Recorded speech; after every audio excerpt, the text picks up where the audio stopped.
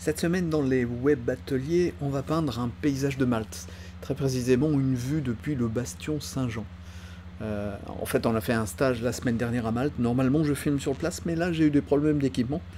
Et du coup, je le mets dans les ateliers. Et je trouve que c'est pas plus mal. Bref.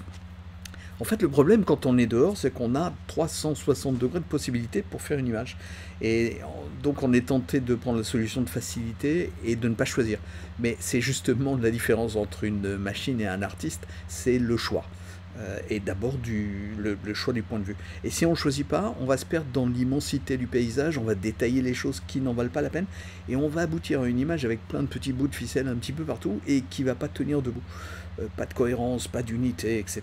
Et du coup, le spectateur aussi va être perdu. Donc voilà.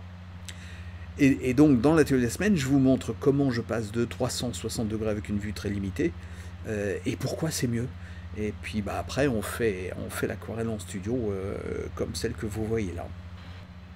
Donc dans cette aquarelle, on va lier un maximum d'éléments pour créer une image la plus lisible possible. Donc on commence par le ciel, on met très peu de ciel, très clair dans le bas des arbres, dans les murs sombres, dans la ville au loin, on met aussi du bleu. Et puis je fais les grandes zones du mur, liées elles aussi, on les sépare plus tard. Et puis les arbres du haut, et j'en fais un paquet d'arbres. Je fais pas un arbre X puis un arbre Y. Même chose pour le mur du haut, je le simplifie, je le transforme. Par contre, je vais lui mettre plusieurs couleurs pour qu'il y ait de la variété. Et puis je fais la ville au loin, donc au flou, et puis un petit truc qui dépasse au loin, on ajoutera 2 oiseaux après, et ça suffira pour avoir le chemin du regard. Je continue avec le grand arbre du fond, je vais finalement choisir de supprimer une partie du rempart pour rendre tout plus visible. Je détaille un peu les murs, mais pas trop, je les considère aussi comme un ensemble. Et puis je vais faire la bijouterie, c'est-à-dire les arbres sur les remparts pour mettre par contraste un petit peu plus de lumière.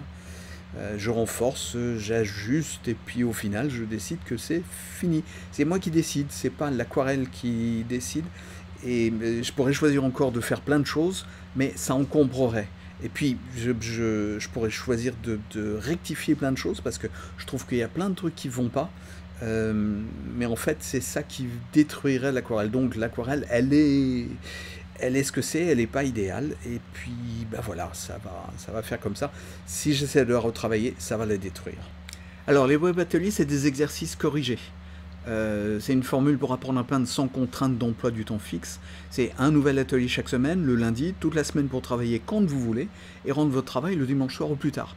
Et le lundi matin, je les corrige, et le mardi, vous regardez la correction en vidéo. Des fois, il y a des promos, un mot gratuit pour essayer, pour les abonnés à ma newsletter. Donc, ne vous abonnez pas à ma newsletter si vous ne voulez pas avoir des promos gratuites.